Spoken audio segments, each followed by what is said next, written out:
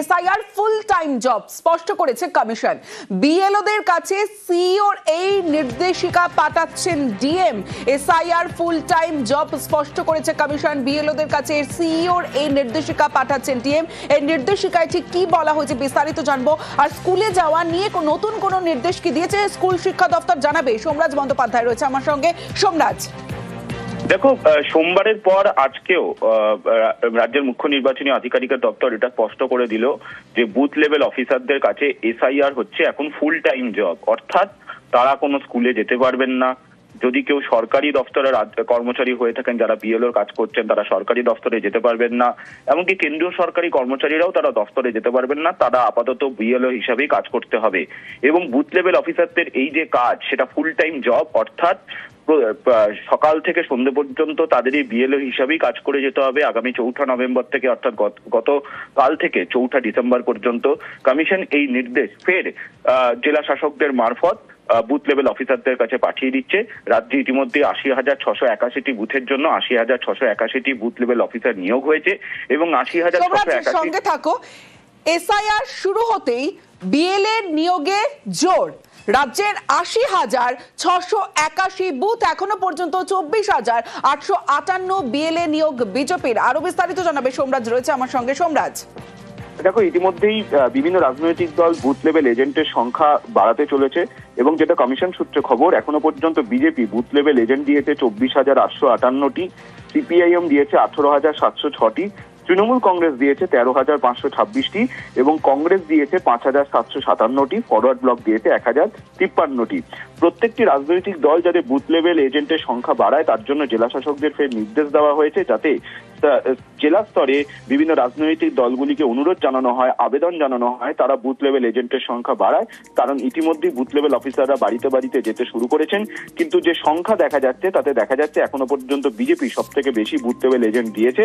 এবং এসআইআর প্রক্রিয়া শুরু হতে বুথ লেভেল এজেন্টের সংখ্যা পরিমাণ বাড়াতে শুরু করলেও এখনো বিভিন্ন রাজনৈতিক দল 50% পর্যন্ত বিএলএ দিতে পারেনি, অন্তত তেমনটাই কমিশন সূত্রে খবর। বেশ,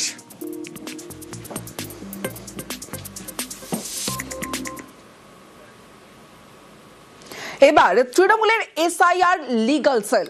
এসআইআর আবহে আইনি সহায়তা কেন্দ্র তৃণমূলের। কেউ অসুবিধায় পড়লে আইনি সাহায্য তৃণমূলের এসআইআর লিগাল সেল। মূলত কি কাজ করবে এই লিগাল সেল, বিস্তারিত জানাবে আবির ঘোষাল রয়েছে আমার সঙ্গে। আবির, দেখো, গত কয়েকদিন ধরেই মমতা বন্দ্যোপাধ্যায়, অভিষেক বন্দ্যোপাধ্যায় উভয়ই বলে আসছেন যে বিভিন্ন ধরনের যে সহায়তা তারা তাদের দলের তরফ থেকে করা হবে।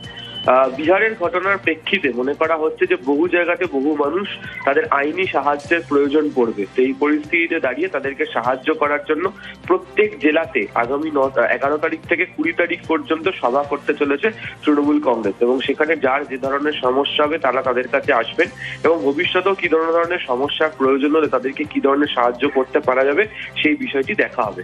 দ্বিতীয়ত, একই সঙ্গে তৃণমূল কংগ্রেস মনে করছে যে উত্তরবঙ্গের বেশ কতগুলি জায়গা এবং বিশেষ করে পূর্ব মেদিনীপুরে তাদের দলের যারা নেতা কর্মীরা রয়েছেন তারা নানাভাবে আইনি হেনস্থার শিকার হচ্ছেন। এই পরিস্থিতিতে দাঁড়িয়ে তাদের পাশে কিভাবে দাঁড়াবে, সেই ব্যক্তিরা কিভাবে যোগাযোগ রাখবেন, তার জন্য হচ্ছে একটি লিগাল সেলের প্রয়োজন রয়েছে এবং সেই কারণেই হচ্ছে একটা বিশেষ দল তৈরি করে দেওয়া হয়েছে যারা বিভিন্ন জায়গাগুলিতে মোতায়েন থাকবেন, তারা বিভিন্ন সভা করবেন এবং সেই সভাগুলি থেকে মানুষজনদেরকে তারা সাহায্য করবেন। প্রথম সভা শুরু হতে চলেছে হচ্ছে আগামী 11 তারিখ কলকাতার ডরিনা ক্রসিং এই সভা হবে। চন্দ্রিমা ভট্টাচার্যকে বিশেষ দায়িত্ব দেওয়া হয়েছে, যেটা লিগাল সেলের বাকি যারা আইনজীবীরা রয়েছেন তারাও জেলাভিত্তিক বিভিন্ন কাজ করবেন এবং সেই রিপোর্ট দলের শীর্ষ নেতৃত্বের কাছে পাঠাবেন। বেশ, এসআইআর ফুল টাইম জব স্পষ্ট করেছে কমিশন। বিএলওদের কাছে সিইওর এই নির্দেশিকা পাঠাচ্ছেন DM. SIR full time job স্পষ্ট করেছে কমিশন। বিএলওদের কাছে সিইওর এই নির্দেশিকা পাঠাচ্ছেন ডিএম। এই নির্দেশিকায় ঠিক কি বলা হয়েছে বিস্তারিত জানবো। আর স্কুলে যাওয়া নিয়ে নতুন কোনো নির্দেশ কি দিয়েছে স্কুল শিক্ষা দপ্তর জানাবে। সোমরাজ বন্দ্যোপাধ্যায় রয়েছে আমার সঙ্গে। সোমরাজ, দেখো, সোমবারের পর আজকেও রাজ্যের মুখ্য নির্বাচনী আধিকারিকের দপ্তর এটা স্পষ্ট করে দিল যে বুথ লেভেল অফিসারদের কাছে এসআইআর হচ্ছে এখন ফুল টাইম জব, অর্থাৎ তারা কোনো স্কুলে যেতে পারবেন না। যদি কেউ সরকারি দপ্তরের কর্মচারী হয়ে থাকেন, যারা বিএলওর কাজ করছেন, তারা সরকারি দপ্তরে যেতে পারবেন না। এমনকি কেন্দ্রীয় সরকারি কর্মচারীরাও তারা দপ্তরে যেতে পারবেন না, তারা আপাতত বিএলও হিসাবেই কাজ করতে হবে। এবং বুথ লেভেল অফিসারদের এই যে কাজ, সেটা ফুল টাইম জব, অর্থাৎ সকাল থেকে সন্ধ্যে পর্যন্ত তাদের এই বিএলও হিসাবেই কাজ করে যেতে হবে আগামী 4 নভেম্বর থেকে, অর্থাৎ গতকাল থেকে 4 ডিসেম্বর পর্যন্ত।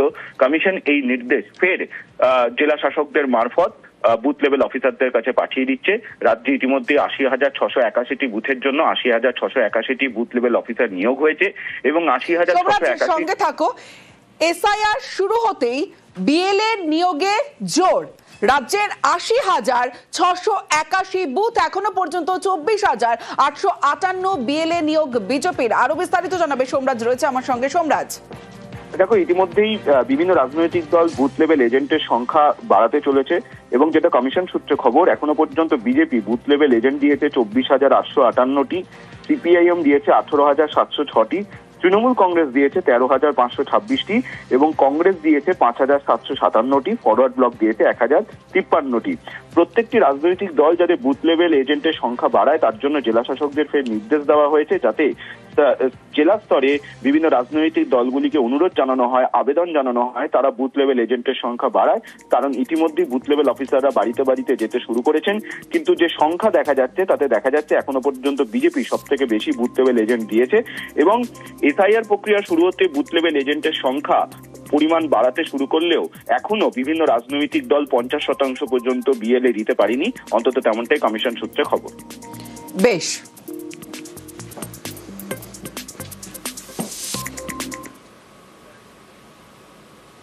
এবার তৃণমূলের এসআইআর লিগাল সেল। এসআইআর আবহে আইনি সহায়তা কেন্দ্র তৃণমূলের। কেউ অসুবিধায় পড়লে আইনি সাহায্য তৃণমূলের এসআইআর লিগাল সেল। মূলত কি কাজ করবে এই লিগাল সেল, বিস্তারিত জানাবে আবির ঘোষাল, রয়েছে আমার সঙ্গে। আবির, দেখো, গত কয়েকদিন ধরেই মমতা বন্দ্যোপাধ্যায়, অভিষেক বন্দ্যোপাধ্যায় উভয়ই বলে আসছেন যে বিভিন্ন ধরনের যে সহায়তা তারা তাদের দলের তরফ থেকে করা হবে। বিহারের ঘটনার প্রেক্ষিতে মনে করা হচ্ছে যে বহু জায়গাতে বহু মানুষ তাদের আইনি সাহায্যের প্রয়োজন পড়বে। সেই পরিস্থিতিতে দাঁড়িয়ে তাদেরকে সাহায্য করার জন্য প্রত্যেক জেলাতে আগামী 11 তারিখ থেকে 20 তারিখ পর্যন্ত সভা করতে চলেছে তৃণমূল কংগ্রেস এবং সেখানে যার যে ধরনের সমস্যা হবে তারা তাদের কাছে আসবেন এবং ভবিষ্যতেও কি ধরনের সমস্যার প্রয়োজন হলে তাদেরকে কি ধরনের সাহায্য করতে পারা যাবে সেই বিষয়টি দেখা হবে। দ্বিতীয়ত, একই সঙ্গে তৃণমূল কংগ্রেস মনে করছে যে উত্তরবঙ্গের বেশ কতগুলি জায়গা এবং বিশেষ করে পূর্ব মেদিনীপুরে তাদের দলের যারা নেতা কর্মীরা রয়েছেন তারা নানাভাবে আইনি হেনস্থার শিকার হচ্ছেন। এই পরিস্থিতিতে দাঁড়িয়ে তাদের পাশে কিভাবে দাঁড়াবে, সেই ব্যক্তিরা কিভাবে যোগাযোগ রাখবেন, তার জন্য হচ্ছে একটি লিগাল সেলের প্রয়োজন রয়েছে এবং সেই কারণেই হচ্ছে একটা বিশেষ দল তৈরি করে দেওয়া হয়েছে যারা বিভিন্ন জায়গাগুলিতে মোতায়েন থাকবেন, তারা বিভিন্ন সভা করবেন এবং সেই সভাগুলি থেকে মানুষজনদেরকে তারা সাহায্য করবেন। প্রথম সভা শুরু হতে চলেছে হচ্ছে আগামী 11 তারিখ কলকাতার ডরিনা ক্রসিং এই সভা হবে। চন্দ্রিমা ভট্টাচার্যকে বিশেষ দায়িত্ব দেওয়া হয়েছে, যেটা লিগাল সেলের বাকি যারা আইনজীবীরা রয়েছেন তারাও জেলাভিত্তিক বিভিন্ন কাজ করবেন এবং সেই রিপোর্ট দলের শীর্ষ নেতৃত্বের কাছে পাঠাবেন। বেশ।